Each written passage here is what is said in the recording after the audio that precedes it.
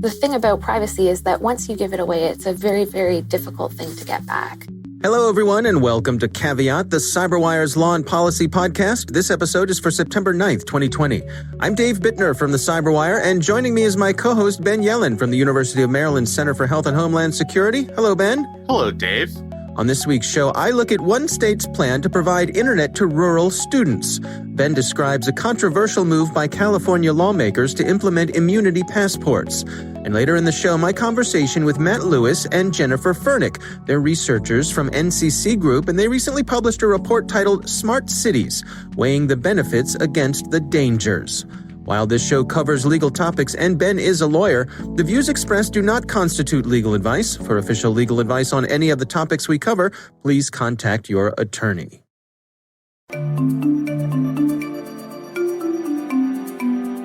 Today's program is made possible by the Hewlett Foundation Cyber Initiative. While government and industry focus on the latest cyber threats, we still need more institutions and experts who take a longer view. The Cyber Initiative supports a strong, diverse cyber policy field that offers thoughtful solutions to complex challenges for the benefit of societies around the world. Learn more at hewlett.org/cyber.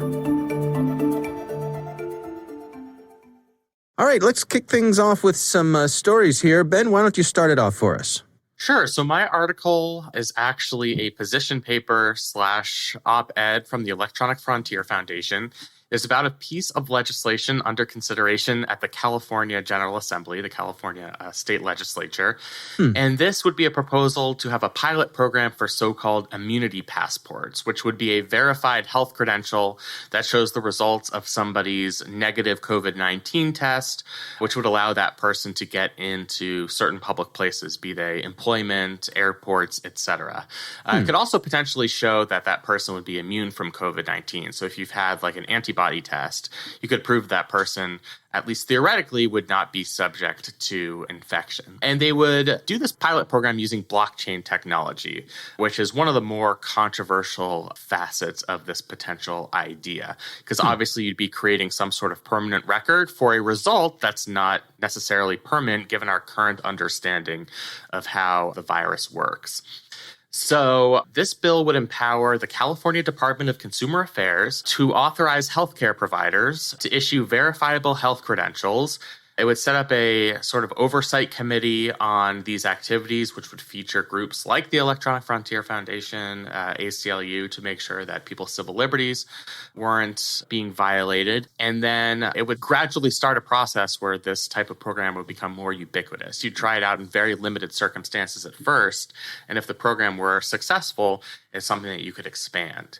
So you can certainly understand the rationale behind these type of immunity passports. You know, we're getting to the point in some jurisdictions where up to 20% of people, according to the best estimates, have had COVID-19, meaning at least theoretically they've developed antibodies and are immune to the virus. And perhaps those people, the theory goes, should be able to go back to work, get on a plane, etc. But there are several problems here, as there always are with bills like this. I'm no doctor, but on the medical side, I think the evidence that somebody who has developed antibodies definitively cannot transmit that virus is mixed at best. I just don't think we have enough information about that. And because we're so unsure about it, it doesn't make sense to use this type of blockchain technology. That's one of the key arguments of the Electronic Frontier Foundation. The other thing is, do we really want to be getting into a situation where you have to unlock your smartphones and present credentials to get into public buildings and public spaces? Right, your papers, please. Yeah, exactly. It may seem completely innocuous when we're talking about an immunity passport. That might seem to make sense to us, but there is always a slippery slope, you know. This harkens back, as you say, to an Arizona bill, Senate Bill 1070, probably 10 years ago now, which was the Show Us Your Immigration Papers bill. So you could see, you know, another state, maybe not as progressive as California, saying, well, as long as we're asking people questions so that they can enter a facility, how about we expand that to your immigration status or other, you know, personal information that might prevent you from getting some sort of public services. And again, this is something that would potentially apply to government buildings. So if you needed to go and apply for disability benefits, Social Security, you could potentially be forced to unlock your device and at least be at risk of transmitting pretty crucial information. So this bill has not been passed. It's stuck at the California General Assembly. And the Electronic Frontier Foundation has teamed up with a bunch of other civil liberties groups and private industry like Mozilla to oppose this piece of legislation. And they're encouraging people who disagree with this idea to contact their state legislators if you live in California. Yeah, a couple of things come to mind with this. One is, for example, here in Maryland, where you and I live, and of course California is your home state, but Yeah. I try not to hold that against you. I know. Here in Maryland, where we both live, to send our kids to school, we have to provide proof of certain immunizations. How is this different from that? So a couple of things. One, the data on immunizations is more robust than it is on COVID, just because COVID is such a new disease. If you've had an immunization for measles, mumps, and rubella, we know with some level of scientific certainty that that person is going to be immune. Right. The other crucial piece of information is you're not unlocking your device. So, either you submit those as electronic records, you just send a PDF via email to your institution or drop it into a database, or, you're printing out paper records and bringing them in. So there are a couple of problems that are introduced by requiring a device. The first, as we talked about, are some of the privacy concerns, forcing somebody in real time to unlock their device to enter a public facility. I'll show you my iPhone if you show me your iPhone type of thing. Yeah. And there are major accessibility problems. Not everybody has a smartphone. You could develop workarounds where people who potentially are older or from different socioeconomic groups could present these immunity credentials in a different way, say by printing out records, but that creates like a driver's license. Yeah, that, could create its own security concerns. It would be more because, a type of immunity passport, the system is so new. It could potentially allow people to game the system and print out false records, especially when we're talking about a pilot program, something that just has not yet been established. So that would potentially present some security concerns. So I think what the EFF is saying is you have to kind of go back to the drawing board here. We're not ready to do this because we're not ready to relinquish our privacy on our own devices, something that's been guaranteed to us. And we just don't have enough information on the disease itself where such an invasion of privacy would be justified. Perhaps if we were 100% sure that antibodies could allow somebody to claim absolute immunity from COVID, maybe it would be worth it. Maybe we would accept that invasion of privacy, but we are not there yet. The World Health Organization says we are not there yet.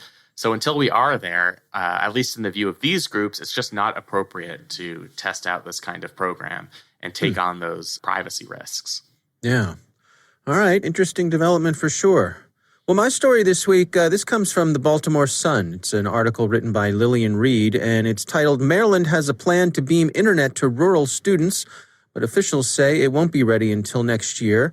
This caught my eye for a couple of reasons. I think it's an interesting policy discussion about providing internet to people and how much of that should be private and how much of that should be public, and what the options are for providing internet to those who are underserved. And I think certainly the pandemic has shown a bright light on the fact that high-speed internet is really necessary for students right now who are trying to learn from home. It's much harder for them to do that if they can't have access to high-speed internet. And the fact of the matter is that many students don't have high-speed internet. This article points out that here in Maryland, they estimate that 324,000 rural Marylanders don't have high-speed internet. That's a lot of people. That's a lot of kids. Yeah, we think of Maryland as America in miniature. There are a lot of rural areas in our state on the Eastern Shore and in Western Maryland. And that's a pretty hefty amount of people. I have a couple issues on the way that this is framed. So there are a lot of people who don't live in rural areas people who live in, say, Baltimore City, who for various reasons also don't have access to high-speed internet. And we've tried to develop some patches to fix those accessibility problems during the pandemic. Not all of those have been successful. So things like setting up hotspots at the public schools themselves. Right. This article talks about some districts have equipped school buses with Wi-Fi hotspots. And so the school buses will go to underserved communities and basically provide internet from the bus. Yeah, absolutely. And you can do that in big cities because, and I think this is a point you were getting at, it is profitable for, private companies like AT&T and Verizon to put up a whole bunch of cell towers and create a very robust wireless network within Baltimore City, the major suburbs, the DC metropolitan area. Are they really going to invest those resources in Garrett County, which is on the far western part of our state, where the population, frankly, isn't that large? You're going to find a lot of dead zones there because it's just not that profitable to create a robust wireless network out there. And I think that's why the state feels that it has to step in. It's going to gain access to this wireless spectrum, and it's going to go in where the private sector has not and create potentially wireless internet for a lot of these rural residents. So you're right. I mean, I think this is one of those market failures that needs correcting as it applies to rural residents, just because it's not really worth it for these private enterprises to invest in those communities. There just aren't that many people there. Yeah. Just as an aside, if you're interested in some of the tech stuff here, go on YouTube and search for the word WISP, which stands for Wireless ISP. You'll see there's a lot of people who are entrepreneurial who have started up these wireless internet service providers for underserved areas. And it's really not that hard or that expensive to do. So I kind of went down a rabbit hole with that over the weekend. Looking at some of these videos just because it's interesting to me. And you're the one who calls me a nerd all the time. Well, you're a law nerd. I'm just I a know. nerd. We're different kinds of nerds. That's right. What I learned, though, is that this is practical, and it seems like a good way to do this. Doing these sorts of things wireless is much less expensive than installing cables and installing fiber, that sort of infrastructure. To have to dig ditches and run cables and hook up connections to homes costs a lot more money, takes a lot more time. Right. So if they can do it wirelessly, that's the way to go. This program they're talking about, they're getting some federal money to support them. They have $15 million from COVID-19 relief funds, and they are going to be, it says they have about $5 million set aside for more urban areas like Baltimore City. But I think your point is a good one, that it's interesting to me just kind of knowing how the politics of Maryland works with our current governor and the kind of love-hate relationship he seems to have with Baltimore City, that, yes, to say the least, that we'd be targeting, not to get too local here, folks, with our politics, but that this would be targeting the rural areas first, raises perhaps some eyebrows. But right, let's be honest. I mean, our governor, he's somebody who's extremely popular in our state, has been widely praised on the work he's done on COVID. His political base is in a lot of these rural areas, some suburban areas, but if you look at the vote percentage he got in Garrett County, we're probably exceeding 80% of the vote there. Right. Right. I think it is reasonable to acknowledge that this is his political base. Yeah, the other component of this that I think is worth discussing is this notion of high-speed internet as critical infrastructure and the ability for folks to access it. For example, even in areas where you and I live, where there's ready access to these sorts of things, we basically have two main providers here. We have, in my neighborhood, we have Comcast and Verizon. So you can get Fios or you can get, what do they call it, Xfinity. Capitalism at its finest. We have two choices. Yeah, I know. Right, exactly. And boy, it's amazing how similar their pricing structures are, isn't it, Ben? It sure is. So, but at least you have some choices. And one of the things that they offer are inexpensive connections for people who have financial difficulties. If you can demonstrate that you're below a certain income level, you can get internet for, I want to say, around $10 a month. For something that I would not consider high speed, but it's something. What I wonder is, should communities be providing a basic level of connectivity for free? And what I'm thinking is, for example, if you're a student and you qualify for free and reduced lunch, maybe that should also qualify you for this kind of internet. Maybe at that point, either the government kicks in and pays those service providers the $10 a month, or perhaps there's a wireless solution like this. We've got innovative things like, Elon Musk is installing this array of satellites that could be a disruptive force for people to have access. 5G is going to make high-speed internet more accessible because, again, it doesn't require the wiring installation. So I think there are possibilities here, but I'm curious, Ben, what you think about, just from a policy point of view, of where we stand, what we should be thinking in terms of access to the internet as being a basic, fundamental, dare I say, human right? Yeah, I mean, I'm always careful about using that human rights language, because once you declare something a human right, it really does create an obligation that you have to provide for it. And the way our system works, we have a lot of negative rights in our country. The government cannot do X to us, but very few affirmative positive rights. I happen to agree that one of the positive rights we do have in the state of Maryland is the right to a public education. You can go to school for free here. I don't know if you're aware of that, Dave. You can enroll your child. It does not cost anything to go to one of Maryland's public schools, which are, while they have equity issues, are among some of the best in the country. If, we're in a situation like we are now where people cannot physically go to their schools and cannot learn in person, the only way they're going to, not get very far behind in educational attainment is to have this internet access. So you can't have that right to a public education right now without some sort of guaranteed access to high-speed internet technology. I mean, I just think that's the practical reality here. What's unfortunate is this technology for rural students in Maryland isn't going to be ready until fall 2021. Who knows whether the pandemic will be over by then? I sure hope it is. But there are no guarantees. But, as sad as it is, there are going to be situations like this in the future. There are going to be other pandemics. I know I hate to keep talking about my home state of California, but there are a lot of other reasons people can't go to school for long periods of time. We've seen devastating wildfires there. Right. So, if it's part of your state's policy to provide free public education, that sort of right is going to be useless during these trying times if people don't have access to internet technology. Otherwise, that right is really meaningless because we're engaged in virtual learning. Yeah.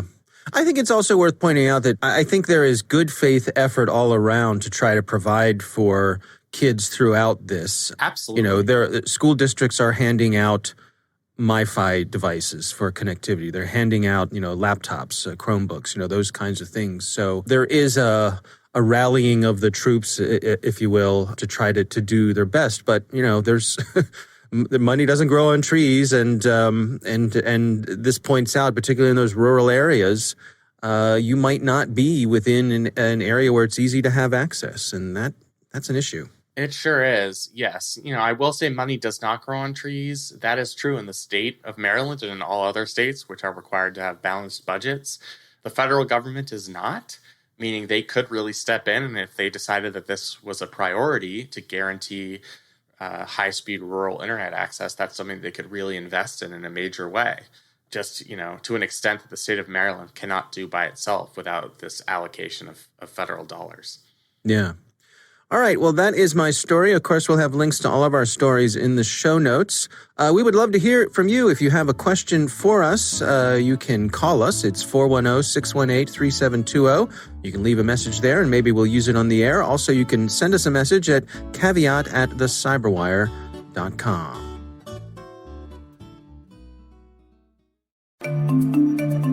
And now a few words from our sponsor, the Hewlett Foundation Cyber Initiative.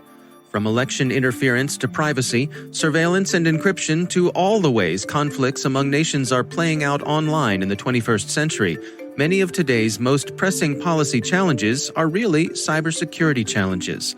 But too often, key decision makers in both the public and private sectors don't know how to craft solutions for society that work through the tensions and trade-offs in our values.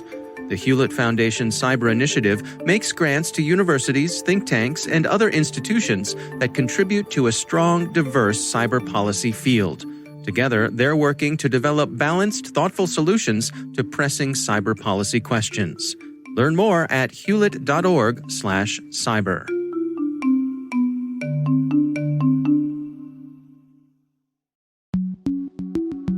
Ben, I recently had the pleasure of speaking with Matt Lewis and Jennifer Fernick. They are researchers for an organization called NCC Group, and they recently published a report titled Smart Cities, Weighing the Benefits Against the Dangers. Here's my conversation with Matt Lewis and Jennifer Fernick. From various conversations with our clients in recent years, we've seen that the topic of smart cities arise also in connection with a number of hardware device manufacturers, IoT device manufacturers. We've seen them talk about the number of application areas around smart cities that they plan on rolling their technologies out to. And so we started to engage with a few municipalities, local authorities, as they were starting to plan out their visions for their smart cities. And it became quickly apparent from our conversations that there was little to no thought around security, around privacy aspects of what the intended smart city applications and visions were. And so that was the genesis for the white paper that we wrote, where we then set out to provide some guidance from the very early stages of what you're looking at, speccing out what you're trying to achieve, right through to the development, the architecture, the design, the rollout, and the maintenance of smart cities, and how you can maximize the security assurance throughout that life cycle.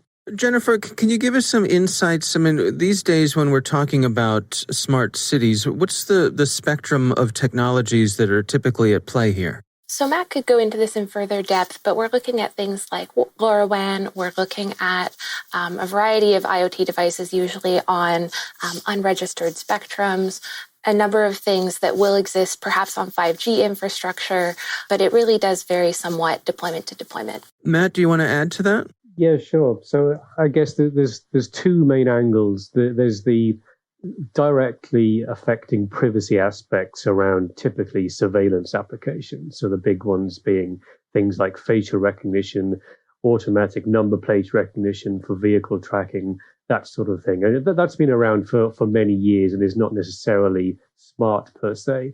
But then the other side is the mass rollout of sensor-based networks that use technologies like Jennifer mentioned, such as LoRaWAN.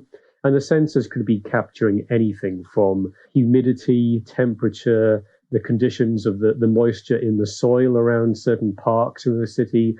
And the whole concept around smart cities then is aggregating all this information somewhere to generate some insights and some intelligence about that data to then be able to do some actions around that, whether it's optimizing services or minimizing some level of environmental impact, that sort of thing. So the rollout of sensing devices around the city, I guess, is the overarching aspect of smart cities. And how do cities measure their return on investment with these sorts of things? How do they justify the expenses to the folks who live there? It'll depend on what the application is. So some applications might be explicitly set out to derive a return on investment. So, for example, by gathering some intelligence about some service, they're able to then understand how they can optimize that service and therefore save money for the taxpayers and for citizens. So that might have been the intended goal from the outset. Other ones might be less so about, I guess, financial ROI, but it could be some other level of success around reduction in crime rates, for example. So there are applications such as gunshot detection that get rolled out on street lamps that claim to be able to detect if there's a gunshot in the area, and then it can automatically dial out for the police services. And then that can tie into the whole predictive policing aspect. And so if a city can then roll out those technologies and then track over time possible reduction in crime rates, that would be their measure of their return on investment. So it's a very specific per application thing. And perhaps to extend further, we see a lot of kind of hybrid investment models, right? So we have to consider these different smart city experiments around the world where large private companies are buying up swaths of real estate or taking quasi-ownership of parts of a city and seeking to experiment in a real-life environment. So there become a lot of questions, especially from the privacy perspective, around who owns this data, who is responsible for the governance, to whom do they answer, who made this technology, where is the data going to live, what would happen in a mergers and acquisitions context, is this data being monetized? monetized. So there's a lot of questions around not just the financial costs from the outset within a municipality, but also the more indirect costs that occur in the monetization potentially of some of that data. Yeah, we've been tracking here on this show. There have been stories coming out of San Diego about how some of their smart city efforts, which were rolled out and sold to the public for many of the reasons you've described here, it didn't take long for the police to start using the system because some of the hardware mounted on streetlights, for example, had video and audio capture and recording capabilities. And so the police were able to use it for law enforcement. And this, of course, raised all sorts of privacy concerns.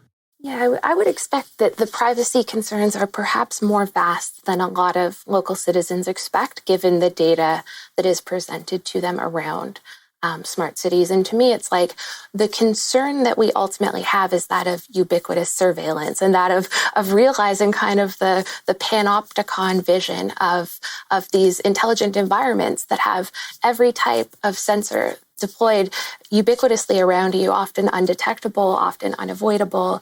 And I think that as a society, we need to make the decisions as to what we will and will not accept with respect to privacy, and that we really need to consider as well the element of time. So there might be things that seem like a great idea and a very salient solution to a problem right now, but we also have to consider that in the public sector, governments change and their policies change, and in the private sector, mergers and acquisitions happen.